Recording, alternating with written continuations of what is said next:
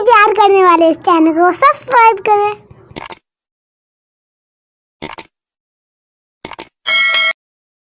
ان للحسین فی قلوب المؤمنین حرارۃ لا تبرد ابدا، اللہ نے مومنین کے دلوں میں حسین کے لیے وہ گرمی رکھی ہے کہ جو کبھی ٹھنڈی نہیں ہوگی۔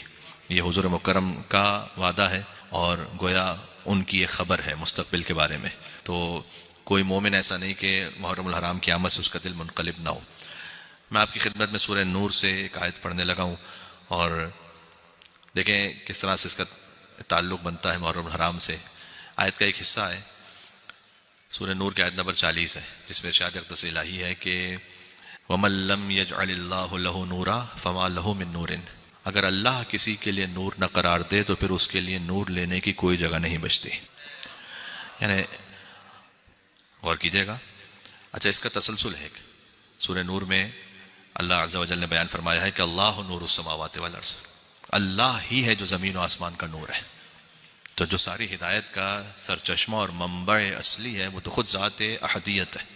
اللہ نور السماوات والارض مثل نورہ کمشکات، اس کے نور کی مثل ہے کہ جیسے ایک طاق ہو، فیہا مصباح المصباح فی زجاجۃ، اس طاق میں ایک چراغ رکھا ہے اور وہ چراغ ایک فانوس میں ہے۔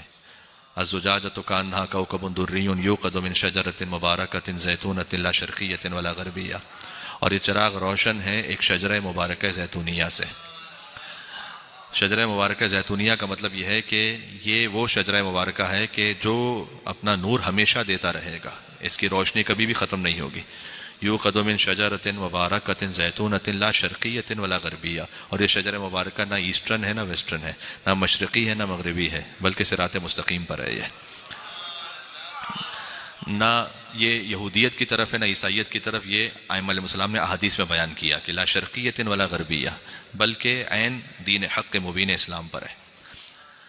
پھر اللہ سبحانہ وتعالیٰ نے آگے فرمایا کہ یہ ہمیشہ اپنی روشنی دیتا رہے گا، چاہے تم اسے روشن نہ بھی ہونے دو، اس لیے کہ نور علی نور، ایک نور کے اوپر ایک اور نور ہے، ایک نور کے اوپر ایک اور نور ہے، پھر ایک نور کے بعد ایک اور نور ہے۔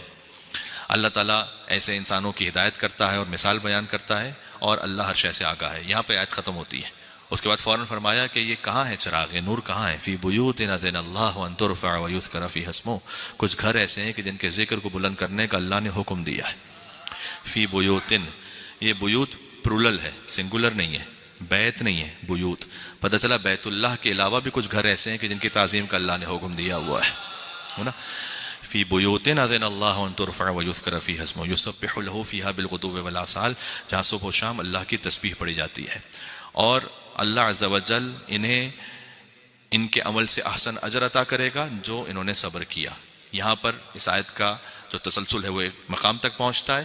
اس کے بعد اللہ تعالیٰ نے کافروں کے لیے کچھ مثال دی۔ اچھا، درمیان میں ایک اور آیت ہے کہ رجال لا تلہیہم تجارت ولا بیع عن ذکر اللہ واقام الصلاۃ وایتاء الزکوٰۃ، کہ کچھ مردان خدا ایسے بھی ہیں کہ جنہیں بیع اور تجارت، یعنی ان کا بزنس یا مال دنیا، انہیں اللہ کی یاد سے غافل نہیں ہونے دیتا۔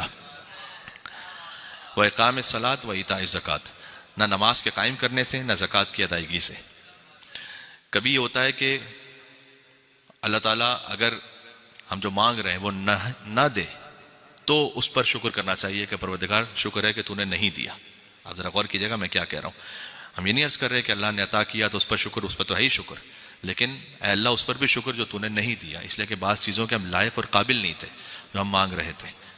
اس کا تعلق دنیا کے معاملے سے نہیں ہے، اس کا تعلق اللہ سبحانہ وتعالیٰ کے ساتھ اس تعلق اور آخرت کے معاملے سے بھی ہے۔ ثعلبہ ایک شخص ہے، اس نے بار بار حضور سے آ کر کہا کہ یا رسول اللہ میرے لیے دعا کی ہے کہ میں بہت امیر ہو جاؤں، میرے پاس بہت دولت آ جائے۔ حضور نے کہا کہ تمہاری مصلحت میں نہیں ہے۔ اس نے پھر آ کے کہا کہ یا رسول اللہ میرے لیے دعا کیجیے، کہا تمہاری مصلحت میں نہیں ہے۔ جب کئی مرتبہ وہ کہہ چکا تو ایک مرتبہ موقع ایسا آ جاتا ہے کہ آپ نے وہ کر کے دکھلانا پڑتا ہے تاکہ یہ بات واضح ہو سکے، اس کے لیے بھی روشن ہو سکے۔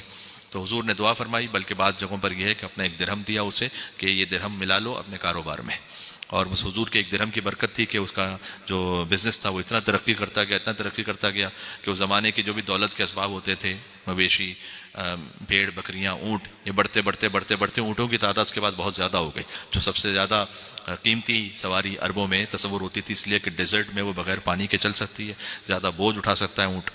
تو اتنے زیادہ ہو گئے کہ اب وہ مدینہ میں حضور کے پاس نہیں رہ سکتا تھا، کہیں باہر جا کر اسے رہنا پڑتا تھا۔ تو اب جو روز نماز جماعت میں حضور مکرم کے ساتھ شریک ہوتا تھا وہ رہ گیا. اب چلیں جماعت میں شریک ہونا یہ بھی ایک مستحب کام ہے، واجب تو نہیں ہے. پھر آہستہ آہستہ ایک موقع ایسا آیا کہ وہ اتنا زیادہ امیر ہو گیا کہ جب زکوٰۃ کلیکٹ کرنے کا موقع آیا تو حضور مکرم نے بھیجا مامورین زکوٰۃ کو اس کے پاس. تو جب وہ پہنچے اس کے پاس تو اس نے کہا کہ زکوٰۃ کون سی زکوٰۃ، ہم کو یہودی ہیں کہ ہم سے جزیہ لیا جائے گا. تو جب انہوں نے آ کر یہ بتلایا کہ ثعلبہ نے زکوٰۃ دینے سے انکار کر دیا تو حضور نے کہا کہ میں جانتا تھا کہ یہ نہیں سنبھال پائے گا اس مال دنیا کو. رجال لا تلہیہم تجارۃ ولا بیع عن ذکر اللہ، کچھ مردان خدا لیکن ایسے ہیں کہ جنہیں تجارت اور بزنس اللہ کی یاد سے غافل نہیں ہونے دیتی. دیکھیں اس میں کم یا زیادہ کی بات بھی نہیں ہے.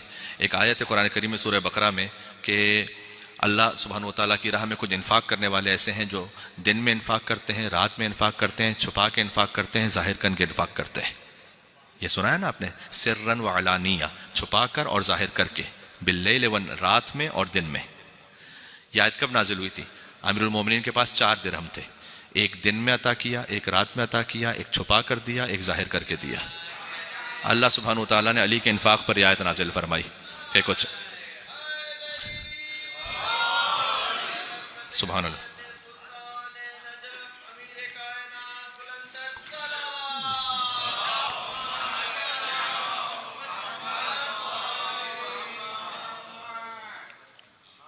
تو یہاں کم زیادہ کی بات نہیں ہو رہی، یہاں پر پہلے تو اس نیت کی بات ہو رہی ہے کہ کسی کے پاس واقعی وہ انٹینشن ہے، پھر اللہ سبحانہ و تعالیٰ کی جانب سے اسے جو عطا ہوا ہے، جیسے عزت اور آبرو عطا ہوئی ہے، وہ بھی اللہ کی راہ میں خرچ کرے، تو پھر یہ بھی ایک بات ہے، خالی مال کی بات نہیں ہو رہی. کبھی آپ نے اپنی ایک آبرو کے ذریعے سے کسی کو کام کروا دیا. تو کچھ رجال ایسے ہیں کہ جن کو تجارت اور بیع اللہ کے راستے سے روکتی نہیں ہے. اس کے بعد اگلی آیت میں اللہ تعالیٰ نے کافروں کی ایک مثال دی ہے کہ کافروں کی مثال ایسی ہے کہ اگر وہ جنگل میں ہوں تو وہ جائیں ایک جگہ پر پانی سمجھتے ہوئے، جب وہاں جا کے پہنچے تو سمجھیں کہ پانی نہیں ہے بلکہ ریت ہے. تو پھر اللہ نے کہا کہ اللہ فوراً اس کا حساب پورا کر دیتا ہے. یعنی کافر اپنے ایک عمل کے ذریعے سے سمجھ رہا ہوتا ہے کہ اس کے لیے آگے اس نے جو عمل انجام دیا ہے، چونکہ اللہ سے انکار کرنے کے بعد یہ عمل انجام دیا ہے تو اللہ نے کہا کہ اس عمل کی حیثیت نہیں رہتی. عمل کا ظاہر فقط امپورٹنٹ نہیں ہے، کس راستے پہ وہ انجام پا رہا ہے وہ امپورٹنٹ ہے. اس کے بعد ایک اور مثال دی جو مجھے آج پیش کرنی تھی، بس میں تمہید بنا کے یہاں تک آ گیا. او کظلمات فی بحر لجی، کچھ بھٹکے ہوئے ایسے ہیں اللہ نے کہا کہ جو گہرے سمندر میں غرق ہیں. من فوقہ موج، اس گہرے سمندر میں غرق ہونے کے بعد اس سے اوپر ایک موج آتی ہے، ویو. من فوقہ سحاب، اس ویو کے اوپر ایک اور سیاہ بادل آتا ہے. ظلمات فوق، ایک ظلمت یعنی ایک تاریکی کے اوپر ایک اور تاریکی ہے، پھر ایک تاریکی کے اوپر ایک اور تاریکی ہے، یعنی بالکل اٹر ڈارکنیس ہے، گپ اندھیرا ہے. پھر اللہ تعالیٰ نے کہا کہ یہ ایسا اندھیرا ہے کہ اگر وہ اپنا خود ہاتھ دیکھنا چاہے تو دیکھ نہیں سکتا اس تاریکی میں، کوئی گپ اندھیرے میں. پھر اللہ نے کہا کہ وَمَن لَّمْ يَجْعَلِ اللَّهُ لَهُ نُورًا فَمَا لَهُ مِن نُورٍ، جس کے لیے اللہ نور نہ قرار دے اس کے پاس کہیں سے کوئی نور آنے والا نہیں ہے. یہ سورہ نور کی آیت نمبر 40 ہے. میں آپ سے ایک سوال کر رہا ہوں، آپ کا دل فوراً متوجہ ہو جائے گا. میں آپ سے ایک سوال کر رہا ہوں. فرض کیجئے کہ ایک ایسے سمندر میں کوئی غرق ہے کہ جس سے اوپر ایک موج ہے، اس کے اوپر ایک بادل ہے، نہ اس کے پاس کوئی روشنی ہے، نہ سمندر میں اپنے آپ کو بچانے کے لیے کوئی وسیلہ ہے. تو سمندر میں اگر کوئی غرق ہو رہا ہے تو اسے کشتی بھی چاہیے اپنے آپ کو بچانے کے لیے، اور نور بھی چاہیے دیکھنے کے لیے. ان الحسین مصباح الہدی و سفینۃ النجاۃ، حسین ہے نجاح.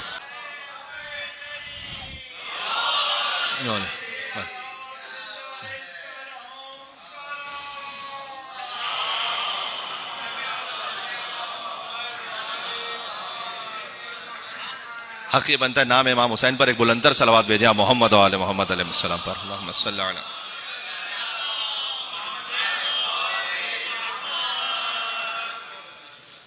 جہاں نور خدا کی بات آئی مجھے غور، ان الحسین مصباح الہدی و سفینۃ النجاۃ، یہ ایک ایسی حدیث ہے کہ یہ عرش پہ لکھی ہوئی، فرش پہ نہیں. یہ حضور مکرم نے بیان فرمایا ہے. خود ابی ابن کعب سے یہ بیان فرمایا کہ وعندہ ابی ابن کعب، حضور مکرم کے پاس ان کے ایک صحابی بیٹھے ہوئے تھے اور حضور نے حسین علیہ السلام کو دیکھ کر کہا کہ مرحباً بکا یا ابا عبداللہ یا زین السماوات والارضین، اے زمین و آسمان کی زینت حسین مرحبا. تو اب لازمی سی بات ہے کہ واقعہ اسی وقت پیش آیا ہوگا کہ جب ابا عبداللہ حسین 4 سال کے سن میں ہوں گے، یا 5 سال کے سن میں، 6 سال کے سن میں.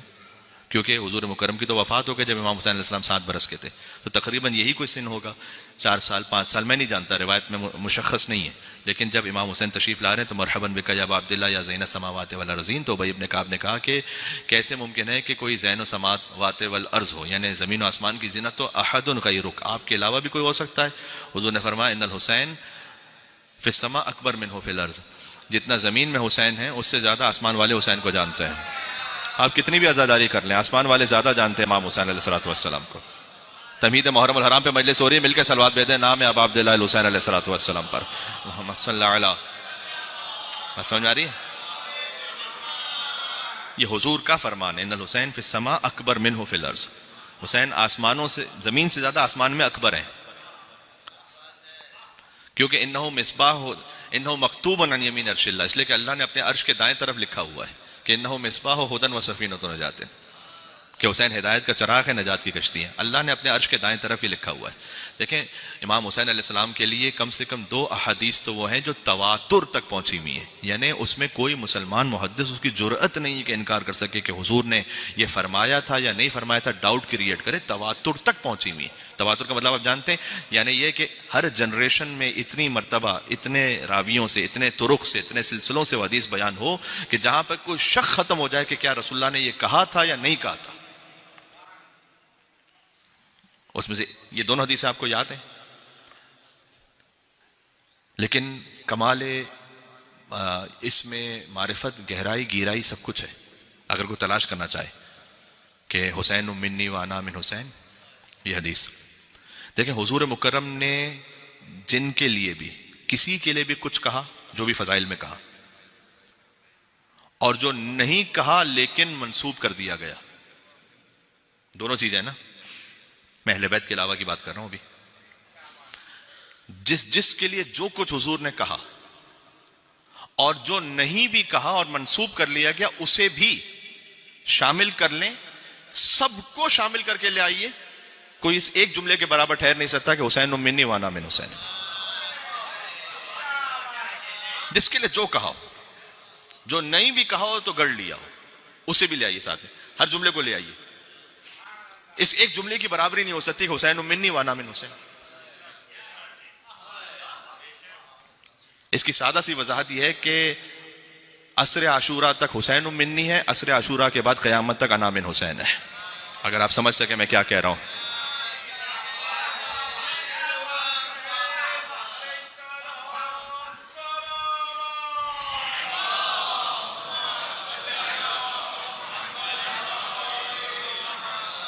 ایک مشہور مفکر اور عارف ہے، ان کا جملہ ہے کہ کربلا عصر عاشور تک کار عبد ہے، عصر عاشور کے بعد کار خدا ہے۔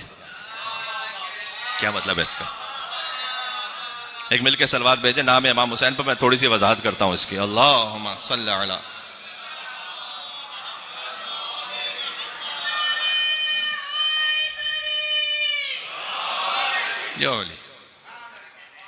کربلا عصر عاشور تک کار عبد ہے، حسین عبد نہیں ہے، ابو عبداللہ ہے، جانتے ہیں، اور عصر عاشور کے بعد کار خدا ہے، یعنی اللہ کی اب مشیت ہے کہ اللہ عز و جل امام حسین علیہ السلام کے ذکر کو تابندہ، پائندہ، بلند، عرفہ، اعلیٰ رکھے گا، یہ کار خدا ہے۔ آپ ذکر امام حسین سے اگر ٹکرا رہے ہیں تو خدا سے ٹکرا رہے ہیں، در حقیقت نہیں جیت سکیں گے آپ۔ ان الحسین مصباح الہدی و سفینۃ النجاۃ، یہ حدیث، یہ بھی صحیح حدیث ہے، لیکن تواتر تک جو پہنچی حدیث ہے کہ حسین منی و انا من حسین، ذرا غور کیجئے گا۔ ہر انسان کا ایک حسب ہے، ایک نسب ہے، اس پہ بات کر چکا ہوں پہلے کسی اور حوالے سے۔ حسب اور نسب، حسب یعنی کسی کا کریکٹر کیا ہے، اور نسب یعنی اس کی فیملی کیا ہے۔ اگر حسین کے نسب کو دیکھنا ہے تو حسین منی، حسین کے حسب کو دیکھنا ہے انا من حسین۔ اب آپ دیکھ رہے ہیں اس میں کتنی گہرائی ہے، میں کیا عرض کرنے لگا ہوں۔ حسین کا نسب کیا ہے؟ سید الانبیاء، سید الاولیاء، سیدۃ النساء العالمین، سید شباب اہل جنت، سب حسین کے گھر میں ہے نا۔ حسین کا نسب یہ ہے، تو حسین منی، حسین مجھ سے، یہ حسین کا نسب ہے۔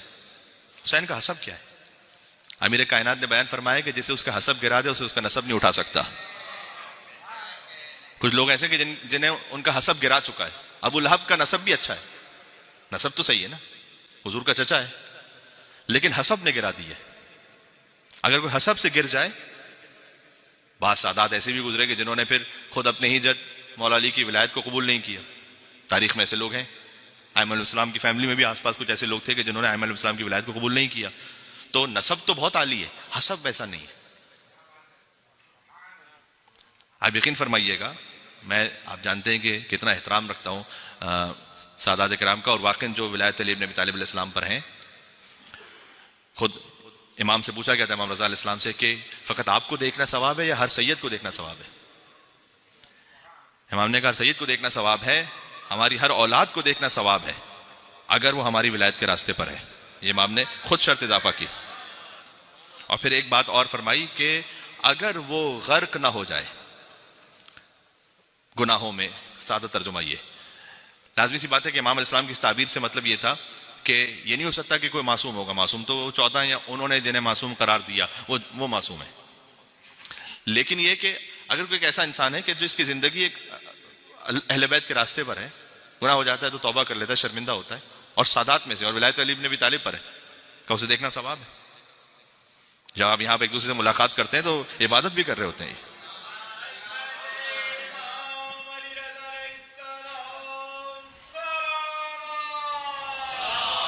سبحان اللہ۔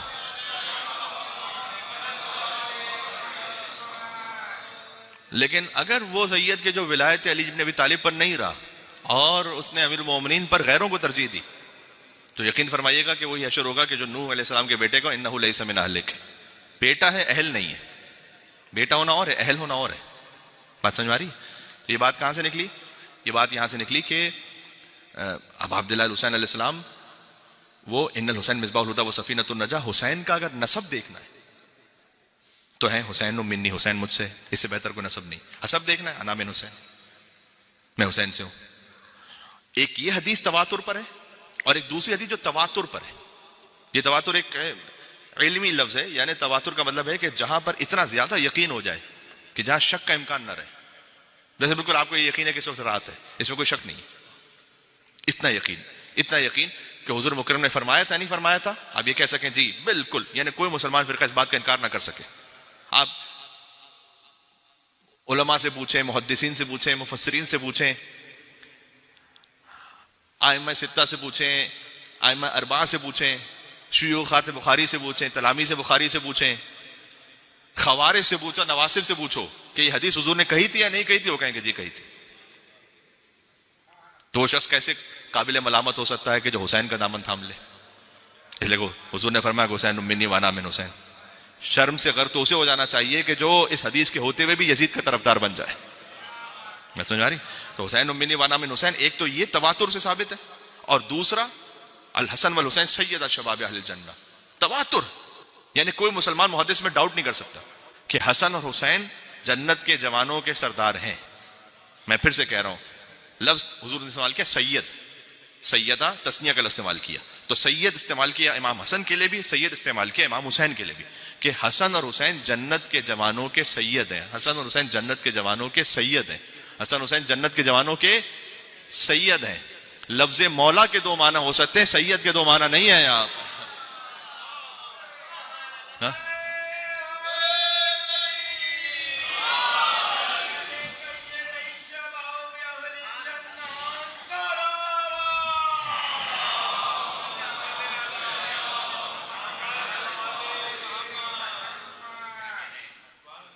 ان سے افضل کون ہے؟